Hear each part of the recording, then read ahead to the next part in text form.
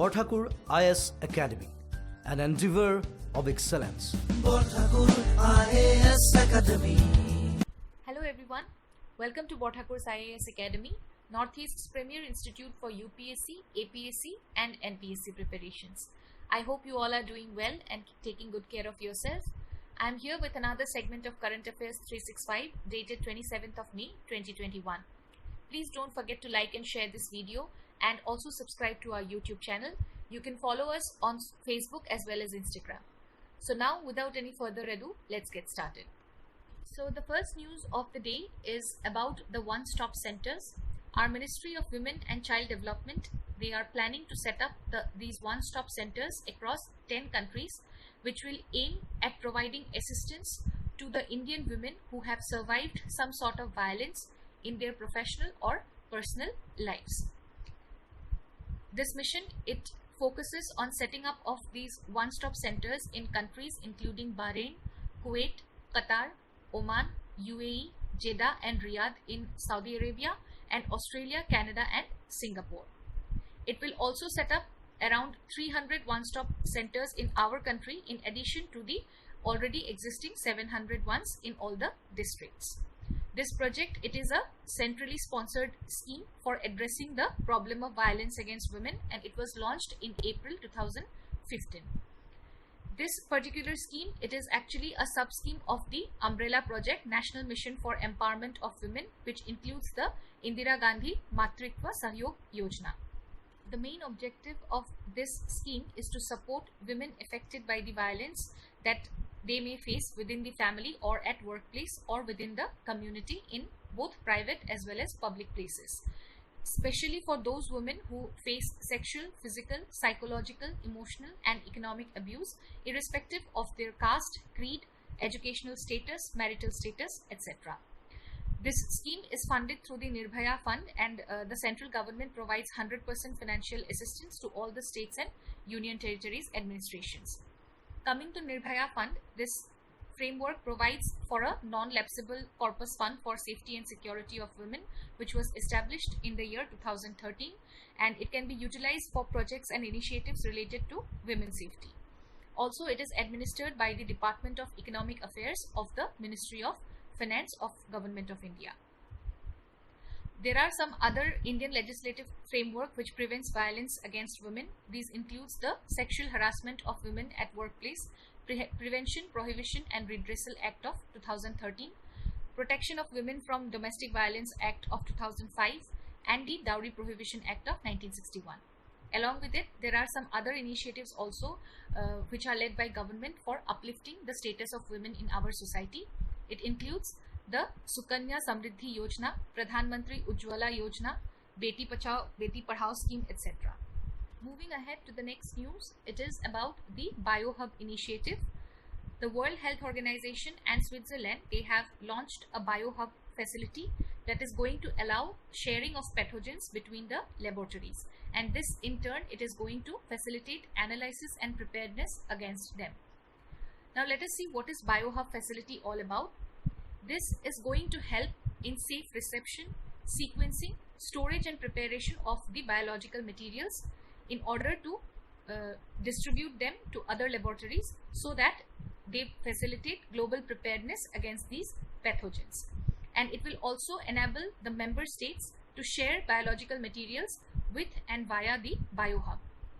This will be done under some pre-agreed conditions, which will be including biosafety, biosecurity and all other applicable regulations.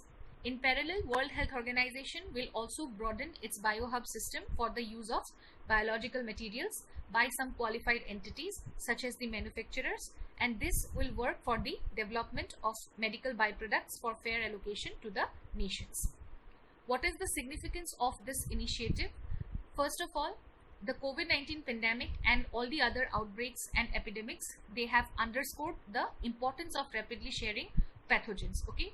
How they help the global scientific community to assess the risk and also to develop some countermeasures. So it will work for that, and along with this, the pathogens which have been shared bilaterally between countries, this process can be sluggish and sometimes it might deny the benefits to some of the parties. right? So this particular initiative, it will ensure the timely sharing of any clinical data or epidemiological data as along with some other biological materials.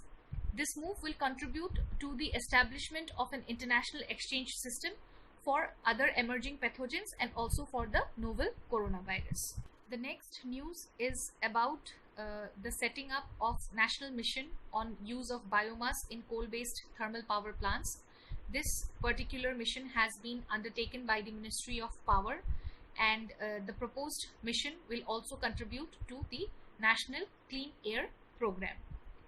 This mission, it will further support the energy transition in our country and our targets to move towards a cleaner energy source. The main aim of this particular initiative is to address the issue of air pollution due to stubble burning in farms. Now, what is stubble burning? It is the act of setting fire to some crop residues in order to remove them from the field so that they can sow the next crop. Okay, and along with it, it will also aim at reducing the carbon footprints of thermal power generation. The main objective of this mission is to increase the level of biomass co-firing from present 5% to higher levels. Now, what is biomass co-firing? It stands for adding of biomass as a partial substitute fuel in high efficiency coal boilers. Along with this, along with the increase in the level of biomass co-firing, it will also take up some research and development activities in boiler design, which will work in order to handle the higher amounts of silica and alkalis which are present in biomass pellets. Along with it, it will facilitate overcoming the constraints of supply chain in biomass pellets, and it will consider the regulatory issues in biomass co-firing as well.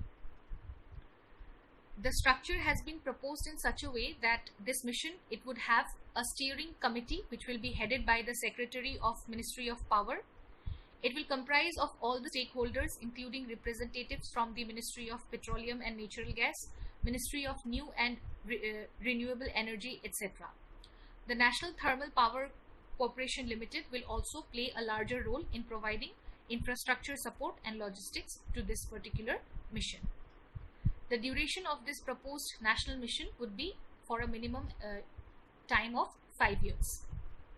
The next news is under the government policies and interventions along with welfare schemes, which will be tagged under GS paper 2, okay, and it is regarding the National Pension System and the Atal Pension Yojana. Recently, the Pension Fund Regulatory and Development Authority, they have announced that assets under management under the National Pension System and Atal Pension Yojana, it has crossed the milestone of 6 trillion rupees, 6 trillion. National Pension System, we all know that central government introduced this system and it came into effect from January 2014, which was applicable for all except for the armed forces. And in the year 2018, in order to make this system more attractive, the Union Cabinet, they approved some changes in the scheme which to bring more benefits to the central government employees covered under this scheme. NPS is being implemented and regulated by PFRDA of our country, and the National Pension System Trust, which was established by PFRDA, it is the registered owner of all the assets under NPS. The main structure is divided into two tiers of NPS. Tier 1 account, it is the non-withdrawable permanent retirement account. This particular in this particular account, the accumulations are deposited and they are invested as per the option of the subscriber. And the tier 2 account, it is actually a voluntary withdrawable account which is allowed to a person is allowed to have a tier 2 account only when there is a active tier 1 account in the name of the same subscriber. The withdrawals under this account, they are permitted from this account as per the needs of the subscriber as and when they are claimed by the individual. NPS was made available to all the citizens of India from May 2009, and any individual of our nation within the age group of 18 to 65 years, they can join NPS. However, there are some conditions for the overseas citizens of India and the person of Indian origin. Here, the Hindu undivided family, they are not eligible for opening of NPS accounts. This was all about the national pension system. Now coming to the Atal Pension Yojana, this scheme was launched in the year 2015, and the main aim of this particular scheme was creation of universal social security for all the Indians, and specifically it was targeted for the poor and underprivileged workers and those who work in some unorganized sectors. This scheme has been implemented across our country, covering all the states and union territories, with a male to female subscription ratio being 57:43. Next news is about international relations. Okay, it is regarding the Act East policy, the impact on Act East policy because of some developmental activities of our country over the years. This article has been sourced from the Indian Express, and it talks about the recent developments which are testing India's diplomacy in the Southeast Asian region. So the three main developmental activities over the past 5 years that have tested the Indian diplomacy in this particular region, that is Southeast Asian region, they are listed here. And first one being India-China's growing tension between both the nations, and also China's rising profile. Secondly, India's underperformance in the economic sector, and thirdly, India's approach towards its minorities, especially the Christians and the Muslims. So all these developments, okay, they warrant a review of the domestic policies, and also it has impacted the Act East policy of our country. Now, if we have a look at the evolution of the Act East policy, then we know that initially Act East policy, it was known as Look East policy, and it was first enunciated by the then Prime Minister P.V. Narasimha Rao in the year 1992. It was mainly introduced in order to reach out to the Southeast Asian nations. India was engaged in the region on almost all the fronts, which includes diplomatic and security, economic and people to people. Later on, Prime Ministers like Atal Bihari Vajpayee and Manmohan Singh, they built on the Narasimha Rao's foundation, they built on this foundation and constructed a robust relationship with the ASEAN member nations. It was developed, it was, it grew to such an extent that in the year 2007, Singapore's founder mentor Lee Kuan Yew, who was a long-standing India skeptic, he went on to the extent and named China and India as the two engines of Asian economic growth. Continuing the same approach, the present Prime Minister Narendra Modi, what he did, he graduated the Look East policy into Act East policy. Now here we will try to analyze the challenges which our Act East policy is facing and what are the main issues. Okay, first one being India's economic underperformance. We all know that China's rise accelerated since the transatlantic financial crisis of 2008 and 9, and the growing assertiveness, it initially generated actually a strong pro-Indian sentiment in the Southeast Asian region, and many ASEAN countries, they wanted India to balance China's enhanced power. But because of India's economic slowdown and an inward orientation, which was expressed mainly in the Regional Comprehensive Economic Partnership RCEP agreement, this disappointed many of the regional business unit there. Secondly, the growing concerns about Hindu majority. In most of the ASEAN countries, the ethnic Chinese, they practice Islam, Buddhism or Christianity, and this growing concern in India, it has impacted the civil society attitudes of nations like Indonesia, Malaysia, Thailand and Singapore. Then definitely there has been an impact of the COVID-19 pandemic also in the Act East policy. Regarding handling of the pandemic, we have seen how China has handled the challenge quite efficiently, but India seemed to be bungled in this particular crisis, right? So this has generated a pro-China sentiment among the region's ethnic Chinese communities and the development of ASEAN's increasingly accommodative approach towards China. So this has also provided a negative impact towards the Act East policy of our country. And taken all these activities together, all these developments, they have weakened the business to business and people to people connection between India and the ASEAN members, despite the best efforts of all the hard-pressed diplomats to maintain a good government to government relation. recent trends which suggests that despite the best interaction of the Act East policy, our countries stand and image in the Southeast Asian countries, they have suffered, right? So therefore we have to, the Indian diplomacy, it must take a fresh look at its Act East policy.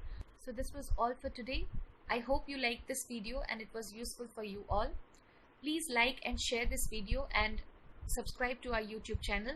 Also, don't forget to get your copy of Monthly Current Affairs by BIAS for the month of April.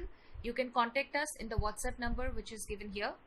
I'll see you all again tomorrow with another session of Current Affairs 365 only at Borthakur's IAS Academy, Northeast's premier institute for UPSC, APSC and NPSC preparations. Till then, take care. Bye-bye. Borthakur IAS Academy প্ৰস্তুতি আৰু অধ্যয়নৰ নিৰ্ভৰযোগ্য ঠিকনা Borthakur